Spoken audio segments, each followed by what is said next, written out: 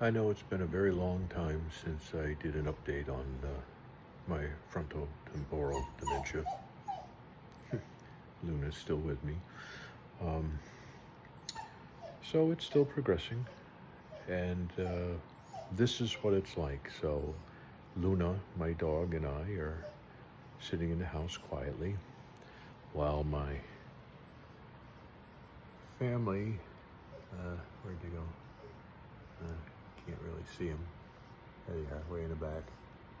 While my family has a birthday party for my granddaughter and all of her friends. But it's too stimulating for me, so I have to stay in.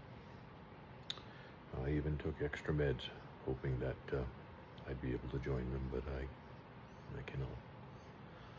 So that's what it's like.